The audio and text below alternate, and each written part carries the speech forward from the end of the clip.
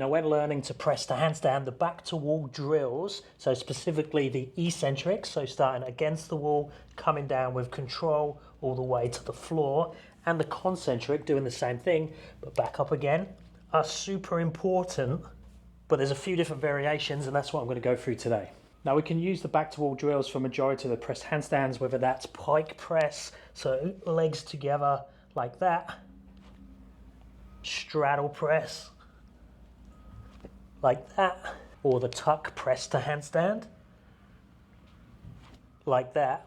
The drills are all very similar, but you need to get the right level for your ability, and that's your flexibility, your ability to balance, and your strength available, or your strength ability. Do you like that? Strength ability? Do those make a word up? Now, if most people just chuck themselves against the wall, reality is they're not going to be able to get up out of that position. So the best place to start for most people is the back to wall eccentrics. So we kick up to the wall first, we take the shoulders to the wall. Now straight away we might have hit an issue or a gap because most people struggle to take their body to the wall to start with. We need to isolate that bit first and make sure we can do that correctly. So the easiest version is going to be kicking nice and close to the wall. We're going to externally rotate the hands, push up to a nice strong position, and then I'm going to take the head to the wall and then come back off again. So a very small range of motion, but what I should feel is that I'm not collapsing. We don't want to do this.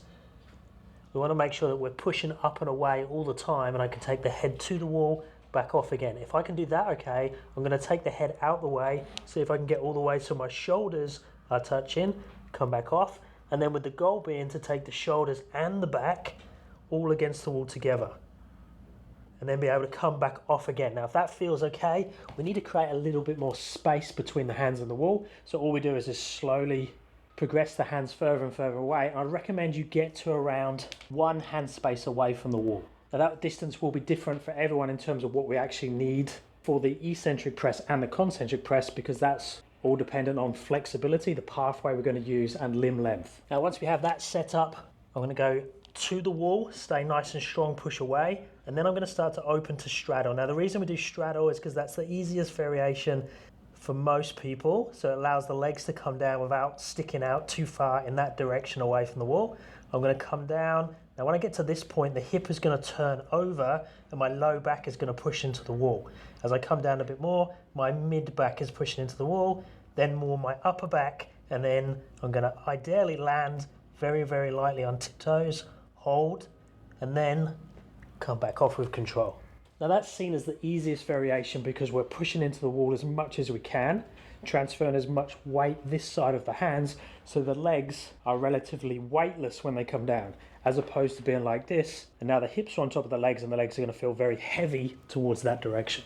Now if you are training towards the other variations, maybe you've unlocked the straddle already, and then we can just do exactly the same thing. Now most people, when they go into a pike position, because the legs are going to stick out further, they might need their hands a little bit further away from the wall, but same idea, low back into the wall, mid back into the wall, upper back into the wall, hold, show control, come back out.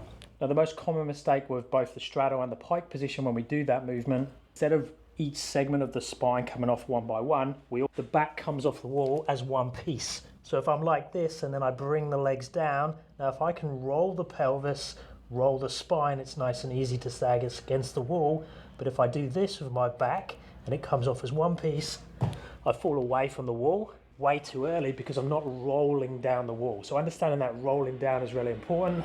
You can mimic it on the floor. So I'm going to roll through the hip first, low back pushes into the floor, then mid back, then upper back. Try and get the toes as close to the floor as possible. So I'm trying to bring this down through that movement as much as I can. What we don't want is the legs to come up in the air and the hip to come really high, because that's the same as the hips and the legs going that direction, and that's just going to pull us down. Now mobility is going to make that easier and easier, so constantly working on that spinal articulation, having longer hamstrings, having longer adductors, so you can get into a wider straddle, come more around the outside instead of coming backwards is going to help. But normally the most important thing is just getting the technique right of all those things happening at the same time. Now one thing that can help, especially if a little bit tighter, is instead of keeping the legs dead straight, go into a little bit of a frog with the legs. So bend the knees, that allows the hip to roll a little bit easier. So do exactly the same thing against the wall. Now as I come down, I bend the knees, which helps me roll through the spine, doesn't stick my legs out so far, and then I can come down nicely to that position. Now the downside of doing this drill too much is that we're pushing way too much weight into the wall. So when I try and do the press here, I'm just going to collapse and face plant because I'm used to the wall being there. Ideally, the goal with the eccentrics is to do it in the middle of the room. So I'm here, come to my straddle, and then I roll down through the spine bit by bit, and then finish in that position. But the jump or the gap between that wall version and that is way too big. We need something in the middle. And that's where this next drill comes in. So I'm going to set up exactly the same, but instead of being on the wall, I'm going to be off the wall with everything bar the heels. I could be in a freestanding handstand, but if needed, I can have the heels lightly on the wall. I'm going to open to straddle. Now, as I go into straddle, my butt's going to go backwards and lightly touch the wall. Then as I come down, my low back is going to lightly touch the wall. Then my mid back, then my upper back, and then I kiss the floor. So I'm not putting loads of weight there. This is just helping me from a balance point of view and giving me a target. So the relevant part of my spine touches the wall at the right time. And not only is that a great drill to practice the movement, but it's a great assessment as well to find your gaps, find where you're dropping, and where you lose control in the movement. Now let's look at the way back up, the concentric. Now with the concentric, a nice cool way of assessing it is to do your slow eccentric. So coming down like we just done, all the way down to our tippy toes touch. Then I hold there for a few seconds, and then I'm just gonna see if I can reverse the movement back up again and come off the wall at the top. Now most people aren't going to get that straight away. They're going to get stuck at the bottom and not going to be able to come back up. So they probably need to move their hands a little bit further away for the concentric, but making sure it's not smashing into the wrist too hard and that you're not collapsing between the hands and the wall. So you can literally play around with this position. So I externally rotate the hands, take the head to the wall first, then the upper back, push in, and then try and go up from there. Now again, that might be too hard, so we can make it easier by reducing the height. So we just go into a partial range. Now working a partial range concentric isn't so bad as long as we're doing a full eccentric, so we're getting the full pathway of the movement, while at the same time working that partial range concentric. That way there's not a big gap in our development. Now ideally when you're doing this partial range, have two things that are the same height and you can move them separately about because you need to play with the distance. The distance needs to mimic the pathway of your press handstand. So at the floor, our legs might start this close together, but as soon as they go up, they go out to the side. So if my partial range starts there, I need the boxes this far apart.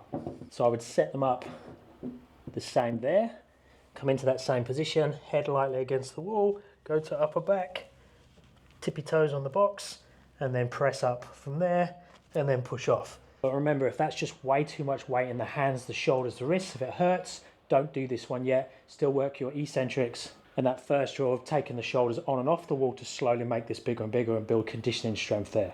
So then you can just adjust the heights up and down to play with that concentric, eccentric. You've got the eccentrics by themselves, and again it could be done in the pike position, so exactly the same setup against the wall, but now I'm in pike position and I lift up. All important of shoulders off at the top into your handstand position. If you have it, you could freestand there as well, and then come back down with control to that start position. But remember, the goal is to get to freestanding as quick as possible. So make sure alongside these drills that you're also doing the freestanding holds, the straight positions, the straddle positions, the tuck. And if you're going for pike, you want to be going to more of a 7 position hold. Train the transitions between them as well, obviously depending on what level you're at. If you need a hand with programming, check out my app, link is down in the description. Reach out if you have any questions and I'll speak to you next time.